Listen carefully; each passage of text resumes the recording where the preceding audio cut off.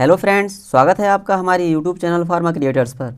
Guys, आज की जो वीडियो होने वाली है उसमें हम कवर करेंगे मेडिसिनल केमिस्ट्री सेकंड के शॉर्ट इंपॉर्टेंट क्वेश्चंस जो कि हमारे 2 मार्क्स में पूछ लिए जाते हैं। इसके अलावा जो हमारे लॉन्ग आंसर टाइप क्वेश्चंस हैं वो हमने पहले ही अपनी वीडियो में कवर कर लिए हैं।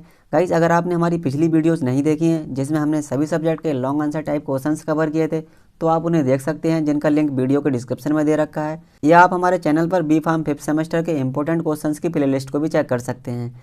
तो चलिए अब बात करते हैं इसके शॉर्ट इंपॉर्टेंट क्वेश्चंस की।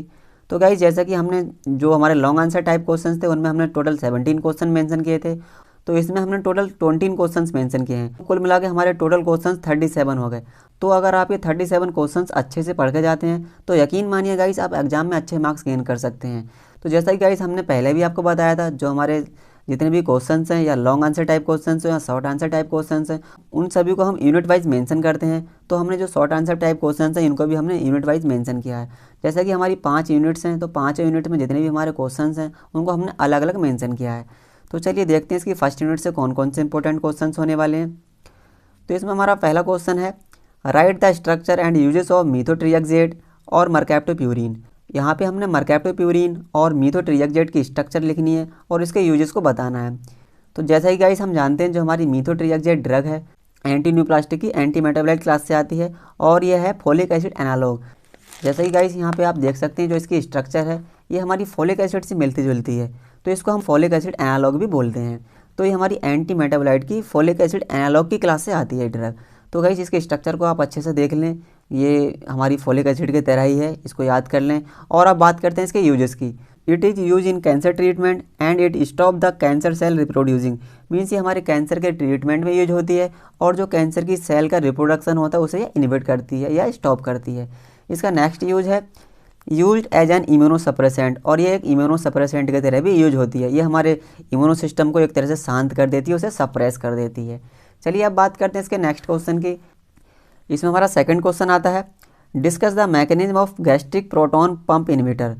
जैसे ही गाइस जो हमारे गैस्ट्रिक प्रोटॉन पंप इनहिबिटर हैं उनके हमने मैकेनिज्म को लिखना है, वो किस तरह से हमारे गैस्ट्रिक प्रोटॉन पंप को इनहिबिट करते हैं। It suppress gastric acid secretion by inhibiting H+ and K+ ATPase in gastric parietal cell. हमारे स्टमक के अंदर आप जानते हैं पैराइटल सेल्स होती हैं और पैराइटल सेल्स हमारे HCl का सिक्रीशन करती हैं। तो पैराइटल सेल्स के अंदर हमारा एक होता है प्रोटॉन पंप। प्रोटॉन पंप से जब हमारा K+ आयन अंदर जाते हैं सेल के अंदर और वहाँ से H+ आयन बाहर जाते हैं।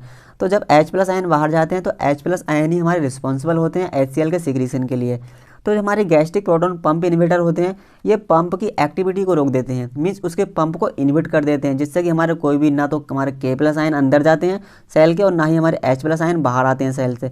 तो इस तरह से हमारे जो इनहिबिटर हैं गैस्ट्रिक प्रोटॉन पंप को इनहिबिट कर देते हैं और हमारे जो HCl की सिक्रीशन है वो रुक जाती है। तो इस तरह से ही इसका इनका मैकेनिज्म ऑफ एक्शन होता है गैस्ट्रिक प्रोटॉन पंप इनहिबिटर का। आप इसे अच्छे से लिख सकते हैं गाइस। चलिए अब बात करते हैं इसके नेक्स्ट क्वेश्चन की। इसमें हमारा थर्ड क्वेश्चन है, define anti neoplastic agent with suitable example. अब हमने वही जो एंटी न्यूप्लास्टिक एजेंट है उन्हें डिफाइन करना है। Those drug which are use in the treatment of cancer are called anti neoplastic agent. ऐसी ड्रग जो हमारे कैंसर के ट्रीटमेंट में यूज होती हैं उन्हें हम एंटी न्यूप्लास्टिक एजेंट कहते हैं। Anti neoplastic means, anti means उनका विरोधी और न्यूप्लास्टिक मीन्स नई सेल्स का फॉर्मेशन होना। तो उसे क्या करती हैं, ये इनहिबिट करती हैं।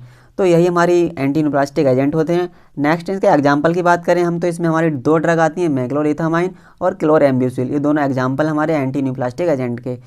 चलिए गाइस अब बात करते हैं इसके फोर्थ क्वेश्चन की। तो इसमें हम देखते हैं हमारा क्वेश्चन है, draw any 2 structure of anti metabolite used as anti neoplastic agent. Means हम एंटी न्यूप्लास्टिक एजेंट की एंटी मेटाबोलाइट क्लास की जो ड्रग हैं उनके नाम लिखने हैं और उनके स्ट्रक्चर लिखने हैं। तो चलिए इसमें देखते हैं, हमारी 2 ड्रग आ रही हैं, मरकैप्टोप्यूरिन और थायोगोनिन। इसमें हम मीथोट्रिएक्सेट का भी स्ट्रक्चर लिख सकते थे क्योंकि वो भी हमारी एंटी मेटाबोलाइट क्लास की एंटी न्यूप्लास्टिक एजेंट है, बट हम बार बार उसे मेंशन करना ठीक नहीं समझा। हम दूसरी स्ट्रक्चर भी हमें लर्न होनी चाहिए, इसलिए हमने यहाँ पे थायोगोनिन की स्ट्रक्चर को मेंशन किया है। अब यहाँ पे दोनों स्ट्रक्चर ये सेम है, मीन्स इसमें थोड़ा सा ही डिफरेंस है, ज़्यादा कोई डिफरेंस नहीं है। आप यहाँ देख सकते हैं इसकी पोजीशन पे हमारा H है और यहाँ पे हमारा अमीनो ग्रुप लगा दिया है, बट इतना ही इस दोनों की स्ट्रक्चर में डिफरेंस है, बाकी कोई डिफरेंस नहीं है। तो आप इन दोनों की स्ट्रक्चर को देख लें, ये हमारी एंटी मेटाबोलाइट क्लास की एंटी न्यूप्लास्टिक एजेंट हैं। चलिए गाइस अब बात करते हैं इसकी सेकेंड यूनिट की। तो सेकेंड यूनिट में हमारा क्वेश्चन है, discuss the mechanism of action and uses of acetazolamide. यहाँ पे हमने एसिटाजोलामाइड के मैकेनिज्म ऑफ एक्शन और उसके यूजेस के बारे में बताना है। तो फ्रेंड्स जैसा कि हम जानते हैं, जो हमारी एसिटाजोलामाइड ड्रग है वो डायरेटिक्स कैटेगरी से आती है। तो डायरेटिक्स कैटेगरी में आती है कार्बोनिक एनहाइड्रेज इनहिबिटर। तो इसका हम मैकेनिज्म ऑफ एक्शन देख लेते हैं किस तरह से हमारा वर्क करती है। तो acetazolamide act by preventing the formation of H+ ion. Acetazolamide H+ ion के फॉर्मेशन को प्रिवेंट करती है या उसके फॉर्मेशन को इनहिबिट करती है। As the result the exchange of Na+ ion with H+ ion does not take place. जब हमारा H+ आयन का फॉर्मेशन रुक जाता है तो फिर जो हमारा हाइड्रोजन आयन और जो Na+ आयन के बीच में जो एक्सचेंज हो रहा है वो भी हमारा इनहिबिट हो जाता है, जिस वजह से जब एक्सचेंज रुक जाता है तो सोडियम का रीएब्जॉर्प्शन भी रुक जाता है। जब सोडियम का हमारा रीएब्जॉर्प्शन रुक जाएगा तो फिर हमारा ये यूरिन के साथ एक्सक्रीट आउट हो जाता है, जिस वजह से हमारी यूरिन का सेक्रेशन बढ़ जाता है। तो यही हमारा पूरा एसिटाजोलामाइड का मैकेनिज्म ऑफ एक्शन है। आई होप आपको समझ आ गया होगा। चलिए अब देखते हैं इसके यूजेस हैं इसके। यूज इन एपिलेप्सी, जो हमारा एसिटाजोलामाइड एपिलेप्सी में यूज होता है। Use in glaucoma and in acute mountain sickness, और हमारी एक्यूट माउंटेन सिकनेस में भी यूज होता है। अब बात करते हैं इसके नेक्स्ट क्वेश्चन की। नेक्स्ट क्वेश्चन है हमारा discuss the structure and mechanism of action of verapamil. Guys जो यहाँ पे हमारी वेरापामिल ड्रग है, तो यहाँ पे हमने इसका स्ट्रक्चर लिखना है कि इसका स्ट्रक्चर बनाना, क्या स्ट्रक्चर है इसका, और उसके मैकेनिज्म ऑफ एक्शन को बताना है। तो गाइस ये थोड़े स्ट्रक्चर इसके आप देख सकते हैं किस तरह से यहाँ पे इसकी स्ट्रक्चर है। ये तो आपको लर्निंग करनी पड़ेगी स्ट्रक्चर, क्योंकि मेडिसिनल केमिस्ट्री के अंदर स्ट्रक्चर पढ़ना काफ़ी इंपॉर्टेंट है, क्योंकि स्ट्रक्चर ही उसके अंदर पूछी जाती है। तो चलिए गाइस इसका मैकेनिज्म ऑफ एक्शन देख लेते हैं। Verapamil block the voltage dependent calcium channel. ये वोल्टेज डिपेंडेंट कैल्शियम चैनल को ब्लॉक करती है। And it InvIT the L type calcium channel in heart. और जो हमारे एल टाइप कैल्शियम चैनल होते हैं हमारे हार्ट के अंदर, उन्हें ब्लॉक करती है, उन्हें इफेक्ट करती है, जिसकी वजह से क्या हो जाता है, decrease in the inotropy and chronotropy and thus the lowering of the heart rate and BP. Means ये होता है हमारे जब ये एल टाइप कैल्शियम चैनल को ब्लॉक करती है हमारे हार्ट के अंदर, तब इससे हमारी जो आइनोट्रोपी और क्रोनोट्रोपी हमारी जो प्रोसेसेस होती हैं, आइनोट्रोपी में होता है हमारे जो कंट्रैक्शन और रिलैक्सेशन का फोर्स होता है, उससे उसके फोर्स को कम कर देती है, और जिसकी वजह से हमारा जो हार्ट रेट है वो भी लोअर हो जाता है और हमारा बीपी भी लोअर हो जाता है। इस तरह से इनका मैकेनिज्म ऑफ एक्शन होता है हमारी वेरापामिल का, क्योंकि हमारी ये कैल्शियम चैनल ब्लॉक करता है तो उसकी तरह ही काम करती है। चलिए फ्रेंड्स अब बात करते हैं इसके नेक्स्ट क्वेश्चन की। क्वेश्चन 7 है राइट सिंथेसिस ऑफ आइसोसोर्बाइड डाइनाइट्राइट। यहाँ पे हमने आइसोसोर्बाइड डाइनाइट्राइट की सिंथेसिस लिखनी है कि हम उसे किस तरह से सिंथेसाइज करते हैं। तो यहाँ पे आप देख सकते हैं ये हमारा ग्लूकोज है। जब हम ग्लूकोज की रिएक्शन करा रहे हैं, मीन्स उसका रिडक्शन करा रहे हैं H2 और प्लेटिनम के प्रेजेंस में, तो यहाँ पे क्या हो रहा है देख सकते हैं, जो हमारा ग्लूकोज के ऊपर लगा है एल्डिहाइड ग्रुप। एल्डिहाइड का जब भी हम कभी रिडक्शन कराते हैं तो हमारा ये चेंज होता है एल्कोहल में। आप यहाँ देख सकते हैं यहाँ पे OH लग गया हमारा, ये एल्डिहाइड ग्रुप हमारा एल्कोहल में चेंज हो गया, और जो इसकी स्ट्रक्चर बनी वो हमारी है डी सॉर्बाइड। मीन्स ये सॉर्बाइड की डी फॉर्म है। जब हम इसकी रिएक्शन कराते हैं H2SO4 के साथ में, तब क्या होता है, तब इसका होता है साइकिलाइजेशन। मीन्स ये सारा एक साइकिल में कंपाउंड में बनना स्टार्ट हो जाता है, तब ये बनता है हमारा आइसोसॉर्बाइड। मीन्स दोनों तरफ इसके OH लगा है। अब ये हमारा आइसोसॉर्बाइड बन गया। अब हमें क्या चाहिए, आइसोसॉर्बाइड डाइनाइट्राइट चाहिए। अब हम क्या करेंगे, इसका नाइट्रेशन कराएंगे। जब हम इसका नाइट्रेशन कराते हैं HNO3 से, फिर हमारा यहाँ से एक H यहाँ से जब रिमूव हो जाता है और इन H की जगह हमारा लग जाता है NO2 ग्रुप। जब इन दोनों H की जगह हमारा NO2 ग्रुप लग जाता है तब हमारा फिर कंपाउंड बनता है आइसोसॉर्बाइड डाइनाइट्राइट। मीन्स हमारे यहाँ 2 नाइट्रोजन ग्रुप हो गए, आइसोसॉर्बाइड डाइनाइट्राइट हमारा कंपाउंड हो गया। तो इस तरह से हम आइसोसॉर्बाइड डाइनाइट्राइट की सिंथेसिस करते हैं। ये काफ़ी ईजी सिंथेसिस, आई होप आपको समझ आ गई होगी। चलिए अब बात करते हैं इसके नेक्स्ट क्वेश्चन की। नेक्स्ट क्वेश्चन हमारा क्वेश्चन 8। इसमें हमसे पूछता है draw the structure and uses of loop diuretics. यहाँ पे हमने लूप डायरेटिक्स के स्ट्रक्चर और उसके यूजेस के बारे में लिखना है। तो गाइस यूजेस तो काफ़ी सरल है। डायरेटिक्स हमारा किस लिए यूज होता है वो तो हमने पहले ही पढ़ चुका है। तो यूजेस तो हम एक दूसरे के लिख सकते हैं, क्योंकि यूजेस सारे सेम होते हैं, क्योंकि जब उनकी क्लास सेम है तो उनके यूजेस भी सेम होंगे। बस बात आती है तो इनके स्ट्रक्चर की।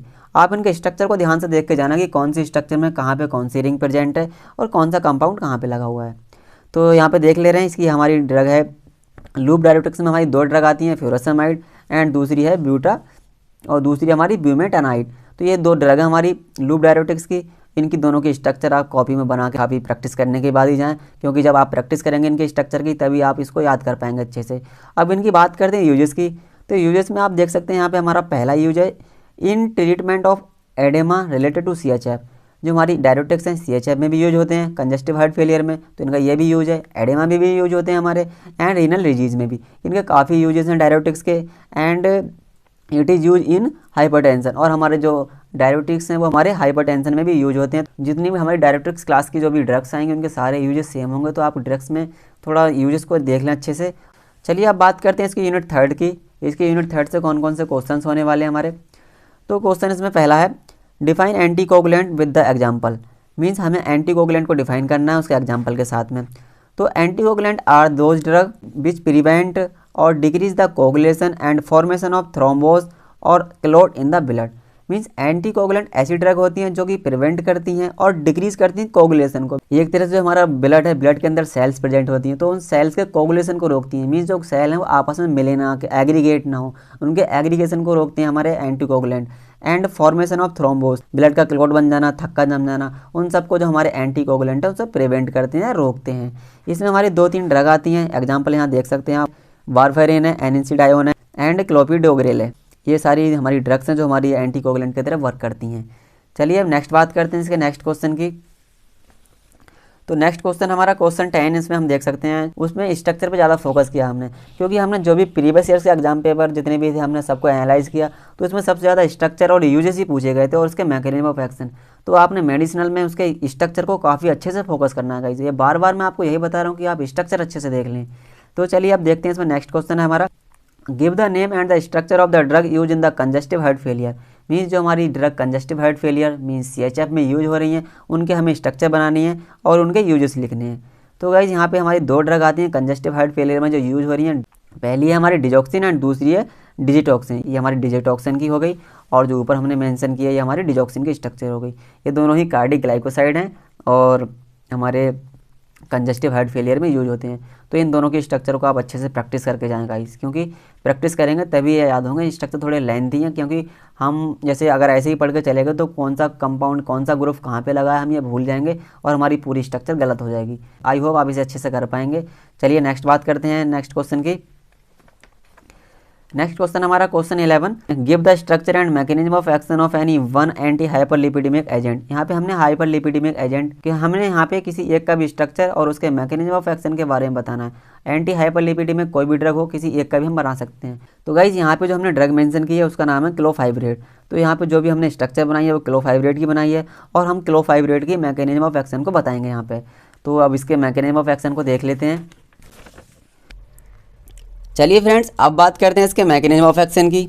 तो फ्रेंड्स जैसा कि हम जानते हैं जो हमारे एंटी हाइपरलिपिडेमिक एजेंट होते हैं ये हमारी बॉडी के अंदर लिपिड की कंसंट्रेशन को कम करते हैं। जैसे कि जो हमारे लिपिड हैं बॉडी के अंदर हमारे लाइपोप्रोटीन प्रेजेंट होते हैं ब्लड में, तो वो ब्लड में ऐसा होता है वो ब्लड वेसल्स में हमारे डिपॉजिट होने स्टार्ट हो जाते हैं। तो एक तरह से वो हमारी ब्लड वेसल्स को ब्लॉक कर देते हैं, मतलब उसके इतना कंस्ट्रक्ट कर देते हैं कि हमारा ब्लड ईजिली फ्लो नहीं हो पाता है। तो उसकी कंसंट्रेशन को कम करने के लिए हम जो एजेंट देते हैं उन्हें हम बोलते हैं एंटी हाइपरलिपिडेमिक एजेंट। मीन्स जो हाइपरलिपिडेमिया हो गई है उसे हम कम करने के लिए एजेंट दे रहे हैं। तो इनका देखते हैं किस तरह से इनका काम करने का तरीका है। तो इसका है mechanism of action it act by increasing the activity of lipoprotein lipase. अब यहाँ पे एक एंजाइम होता है लाइपोप्रोटीन लाइपेज, ये उसकी एक्टिविटी को बढ़ा देते हैं आउटसाइड द लीवर, लीवर के बाहर उसकी एक्टिविटी को बढ़ा देते हैं एंड दस increase the lipolysis of lipoprotein glyceride. और जो हमारे लाइपोप्रोटीन ग्लिसराइड है उसकी क्या है लाइपोलाइसिस बढ़ जाती है। मीन्स उसकी लाइपोलाइसिस मीन्स उसको ये तोड़ देते हैं, उसको डिफरेंट पार्ट्स में उसे डिवाइड कर देते हैं। उसको डिवाइड करने के बाद में हमारा होता है conversion of BDLDS into LDS।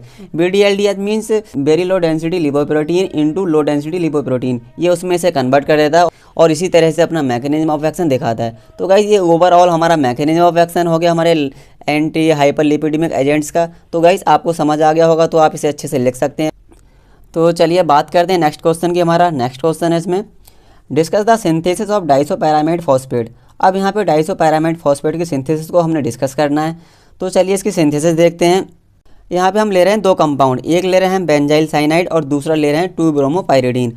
अब जब हम इन दोनों को रिएक्ट कराते हैं इन द प्रेजेंस ऑफ NaNH2 फिर इनका क्या होता है कंडेंसेशन होता है। मीन्स ये दोनों आपस में जुड़ जाती हैं, दोनों रिंग देखिए आपस में जुड़ गए और यहाँ से एक H CH2 के पास से एक H निकल गया और यहाँ से Br निकल गया, हमारा यहाँ से HBr एलिमिनेट हो जाता है और इसके बाद जो हमारा कंपाउंड बनता है इसे हम बोलते हैं इंटरमीडिएट। हम इसकी रिएक्शन कराते हैं नाइट्रो कंपाउंड से किसी से, फिर हमारा एक और इंटरमीडिएट बनता है जैसे कि आप यहाँ देख सकते हैं यहाँ पे साइनाइड ग्रुप लग गया। अब ये दोनों रिंग क्या होगी आपस में, अब ये दोनों रिंग आपस में क्रॉस लिंक होगी, यहाँ पे आप देख सकते हैं। फिर हम इसका कराते हैं H2SO4 के साथ में रिएक्शन और इन द प्रेजेंस ऑफ NH3। जब हम H2SO4 से इसकी रिएक्शन कराते हैं इन द प्रेजेंस ऑफ NH3 फिर हमारा क्या होता है कि जो हमारा साइनाइड ग्रुप है ये साइनाइड ग्रुप हमारा कन्वर्ट हो जाता है C डबल बॉन्ड O में और हमारा यहाँ से एक नाइट्रो ग्रुप यहाँ पे C पे अटैच हो जाता है। तो तो इस तरह से हमारी डाइसोपैरामाइड की सिंथेसिस होती है। अब हमें क्या चाहिए, इसका फॉस्फेट सॉल्ट चाहिए। हमें क्या चाहिए, डाइसोपैरामाइड फॉस्फेट। तब हम इसका करा दें फॉस्फोराइजेशन। अब जब हम इसका फॉस्फोराइजेशन करा देंगे तब हमें यह कंपाउंड मिलेगा। मीन्स क्या करा देंगे, हम इसमें डॉट PO4 लगा देंगे। मीन्स जो भी हमारा कंपाउंड मिला था डाइसोपैरामाइड, अब इसमें हम डॉट PO4 लगा देंगे। तो अब ये हमारा हो गया डाइसोपैरामाइड फॉस्फेट। अब ये हमारा डाइसोपैरामाइड का फॉस्फेट साल्ट हो गया। तो जितनी भी हमारी ड्रग्स होती हैं वो साल्ट फॉर्म में ही मिलती हैं हमें, तो इसलिए हमने इसके डाइसोपैरामाइड फॉस्फेट इसका नाम लिया है हमने। तो आई होप आपको इसकी सिंथेसिस समझ आ गई होगी। चलिए अब बात करते हैं नेक्स्ट क्वेश्चन की, हमारे 2 मार्क्स में पूछ लिए जाते हैं। तो अब देखते हैं इसका नेक्स्ट क्वेश्चन। अब हमारी बात आती है यूनिट 4 की। अब जो क्वेश्चन हमारे यहाँ पे यूनिट 4 के हैं, इसमें हम देखते हैं हमारी यूनिट 4 में कौन सा क्वेश्चन है। तो draw the chemical structure and mechanism of action of sildenafil. अब यहाँ पे सिल्डेनाफिल की हमें मैकेनिज्म ऑफ एक्शन और उसके केमिकल स्ट्रक्चर को डिस्कस करना है। तो गाइस इसके स्ट्रक्चर थोड़े लेंथी हैं, जैसे कि मेडिसिनल केमिस्ट्री में हम पहले से ही आपको बताते आ रहे हैं कि स्ट्रक्चर ही काफ़ी इंपॉर्टेंट होते हैं। ये अगर स्ट्रक्चर पे आपकी कमांड है तो आप अच्छे मार्क्स गेन कर सकते हैं, अच्छा स्कोर कर सकते हैं आप मैट कैंप में। तो ये इसकी स्ट्रक्चर है, आप इसे देख सकते हैं। मैं आपको पूरा तो अब नहीं बता सकता, यहाँ लिखा हुआ देख सकते हैं आप। इसकी अगर कई बार प्रैक्टिस करेंगे, कॉपी पे लिख लिख के देखेंगे तो आपको याद हो जाएगा। बहुत ही ईजी तरीके से आप इसे याद कर सकते हैं। अब बात करते हैं इसके मैकेनिज्म ऑफ एक्शन की। तो इसका मैकेनिज्म ऑफ एक्शन है कि sildenafil treats erectile dysfunction by increasing the blood flow to the penis during sexual stimulation.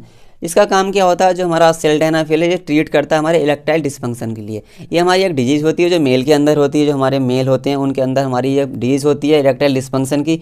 तो उसी को ट्रीट करने के लिए ये यूज होता है।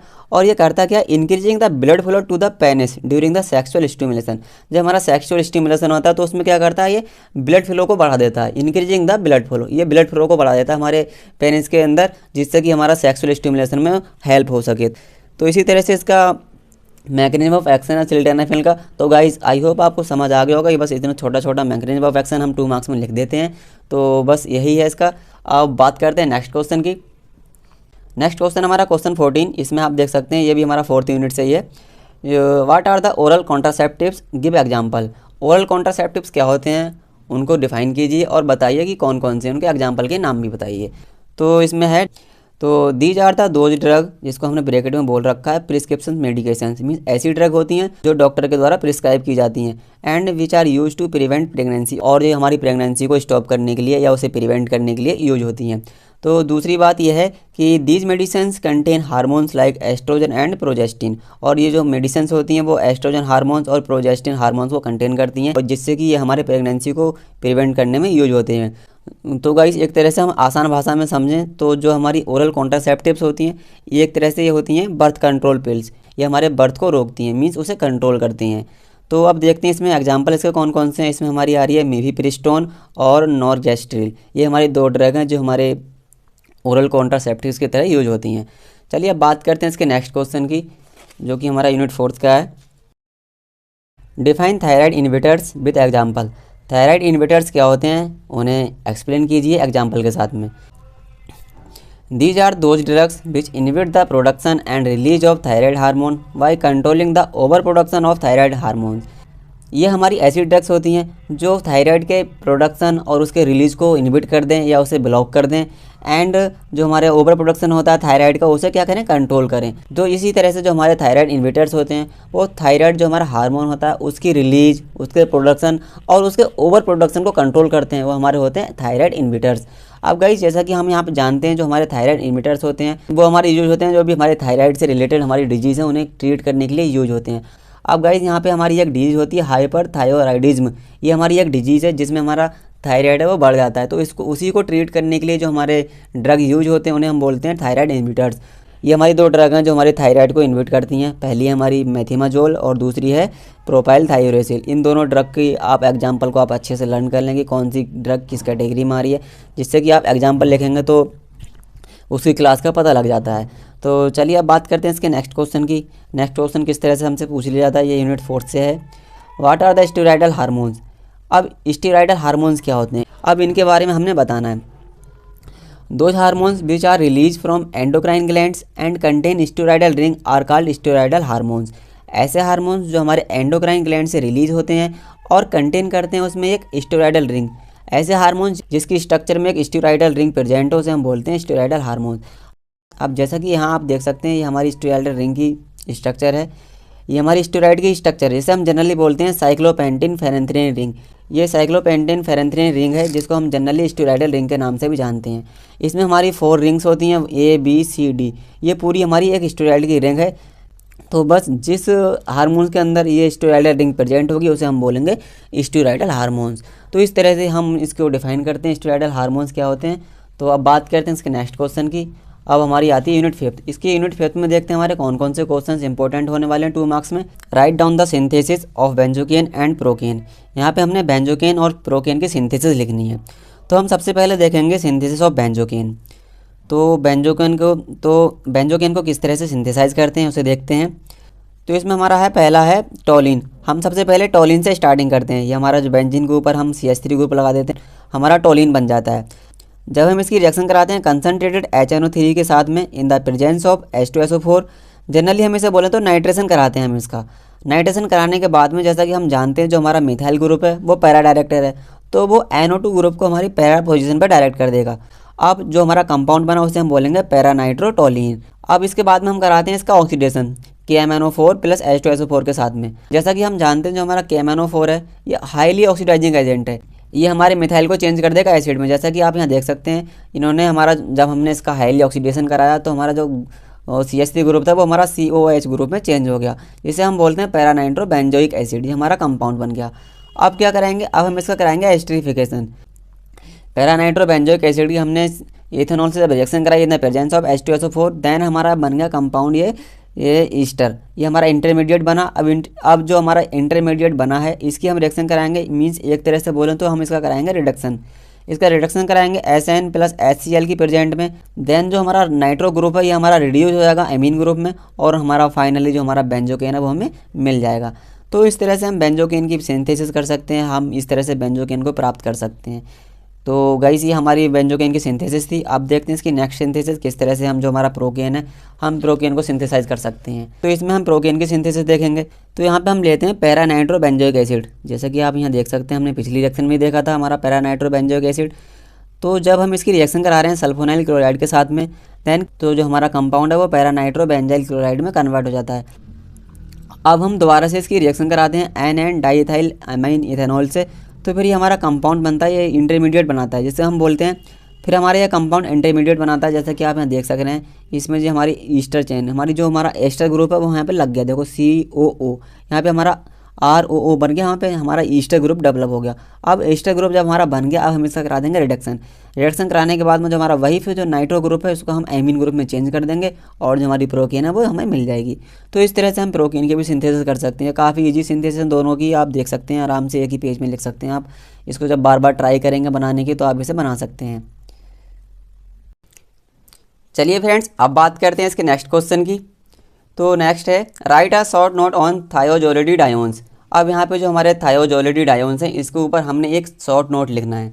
तो गाइस जब भी हमसे शॉर्ट आंसर टाइप क्वेश्चंस में किसी भी कैटेगरी या किसी भी ड्रग के ऊपर जब शॉर्ट नोट लिखने के लिए बोले तो हम उसका हल्का सा इंट्रोडक्शन दे देंगे। मीन्स हमारे पास 2 मार्क्स में इतना टाइम नहीं होता कि हम उसकी पूरी डिटेल लिखें, तो बस उसका छोटा सा इंट्रोडक्शन हम 2 मार्क्स में दे सकते हैं। तो देखते हैं ऐसा क्या है। थायोजोलिडीन्स क्या होता है, these are the oral hypoglycaemic agent और drug which are used in the treatment of diabetes mellitus while lowering the blood glucose level। जो हमारे थायोजोलिडीडायोन्स होते हैं ये क्या होते हैं, ओरल हाइपोग्लाइसेमिक हैं। ये क्या करते हैं, ये हमारे यूज होते हैं ट्रीटमेंट ऑफ डायबिटीज़ मेलाइटस में। ये हमारे डायबिटीज़ मेलाइटस के ट्रीटमेंट में यूज होते हैं। And bye lowering the blood glucose level, और इनका मैकेनिज्म क्या होता है, काम करने का क्या तरीका होता है, ये हमारे ब्लड के जो ग्लूकोज लेवल है उसे कम करते हैं। तो एक तरह से हम कह सकते हैं जो हमारे थायोजोलिडीडायोन्स है ये हमारे एंटी डायबिटिक एजेंट हैं। ये क्योंकि हमारे ये एंटी डायबिटिक एजेंट का ही काम कर रहे हैं। तो चलिए अब नेक्स्ट बात करते हैं इसका नेक्स्ट क्वेश्चन क्या है। नेक्स्ट क्वेश्चन देखिए दोस्तों हमारा वही है, what are anti diabetic agents. Anti diabetic agents क्या होते हैं उन्हें डिफाइन करना है हमने। तो हम देखते हैं क्या होते हैं। Anti diabetic agent are used for treating diabetes mellitus by decreasing the blood glucose level. तो जो हमारे एंटी डायबिटिक एजेंट हैं वो क्या है, हमारे डायबिटीज़ में यूज होते हैं। जो हमारी डायबिटीज़ मेलाइटस होती है उसको ट्रीट करने के लिए यूज होते हैं, और जो हमारे ब्लड के अंदर जो ग्लूकोज का लेवल बढ़ जाता है उसको डिक्रीज़ करते हैं ये। तो अब देखते हैं हमारे पास क्या होता है। जो हमारे एंटी डायबिटिक एजेंट होते हैं वो 2 तरह के होती हैं। जैसा कि गाइस जो हमारे एंटी डायबिटिक एजेंट होते हैं इन्हें हम हाइपोग्लाइसेमिक एजेंट्स भी बोलते हैं। जैसा कि गाइस जो हमारा थायोजोलिडिडायोन्स था ये हमारा क्या था, ओरल हाइपोग्लाइसेमिक था। तो दो तरह के हमारे हाइपोग्लाइसेमिक एजेंट होते हैं, एक होते हैं पेरेंटल हाइपोग्लाइसेमिक और दूसरे होते हैं हमारे ओरल हाइपोग्लाइसेमिक एजेंट। तो इसमें देखते हैं कि some of the drug are administered orally and termed oral hypoglycaemic agent. ऐसी ड्रग जो हमारे डायरेक्टली ओरल रूट से लिए जाती हैं उन्हें हम बोलते हैं ओरल हाइपोग्लाइसेमिक, और ऐसी ड्रग जो हमारे पेरेंटल रूट से लिए जाती हैं उन्हें हम बोलते हैं पेरेंटल हाइपोग्लाइसेमिक एजेंट। तो गाइस इस तरह से हमने जो एंटी डायबिटिक एजेंट है उन्हें क्लासीफाई किया या उन्हें डिवाइड किया। चलिए गाइस इसके बाद हम बात करते हैं नेक्स्ट क्वेश्चन की, जो हमारा नेक्स्ट क्वेश्चन लास्ट क्वेश्चन है। इसमें हमसे पूछता है discuss about the metabolic pathway of insulin. अब जो इंसुलिन हमारा एंजाइम है इसका जो मेटाबॉलिक पाथवे है उसके बारे में डिस्कस कीजिए। तो अब जो हम देखते हैं इसमें क्या होता है, the insulin transduction pathway is the biochemical pathway. जो हमारा इंसुलिन का ट्रांसडक्शन पाथवे है वो एक बायोकेमिकल पाथवे है। By which the insulin increase the uptake of glucose into fat and muscle cell. जैसे कि जो हमारा इसका जो ट्रांसडक्शन पाथवे है वो क्या है, बायोकेमिकल पाथवे, जिसके थ्रू क्या करता है इंसुलिन जो हमारा ग्लूकोज का लेवल होता है उसे क्या करता है, स्टोर करता है ग्लाइकोजन की फॉर्म में, हमारे फैट की फॉर्म में, इन मसल सेल में, मसल सेल्स में हमारे फैट की फॉर्म में या ग्लाइकोजन की फॉर्म में क्या उसे स्टोर कर देता है। बट जो हमारा इंसुलिन है क्या करता है, ये and reduce the synthesis of glucose in liver and involve in the maintaining glucose homeostasis. अब इंसुलिन है वो क्या करता है, जो हमारी सिंथेसिस होती है ग्लूकोज की हमारे लीवर के अंदर उसे क्या करता है, इनहिबिट करता है या उसे रिड्यूस करता है, and involve in the maintaining glucose homeostasis. और जो ग्लूकोज की होम्योस्टेसिस है मीन्स जो ग्लूकोज को मेंटेन करने की जो प्रोसेस है उसे क्या करता है, मेंटेन करता है। तो गाइस ये हमारा ओवरऑल जो इंसुलिन का मेटाबॉलिक पाथवे है कि किस तरह से इंसुलिन हमारे बॉडी के अंदर काम करता है। तो गाइस आज की वीडियो में हमने कवर किए मेडिसिनल केमिस्ट्री सेकंड के short important questions with solution. Guys अगर आपको इसके जो पीडीएफ नोट्स चाहिए तो आप उसे डाउनलोड कर सकते हैं हमारे टेलीग्राम चैनल से, या मैं इसके पीडीएफ की लिंक वीडियो के डिस्क्रिप्शन में अपडेट कर दूंगा, आप इसे वहाँ से डाउनलोड कर सकते हैं। गाइस अगर आपको हमारी वीडियो अच्छी लगी हो तो प्लीज़ वीडियो को लाइक करें, शेयर करें और हमारे चैनल को सब्सक्राइब करें और साथ ही बेल आइकन को प्रेस करें। चलिए गाइस तब तक के लिए बाय बाय, मिलते हैं नेक्स्ट वीडियो में। Thank you.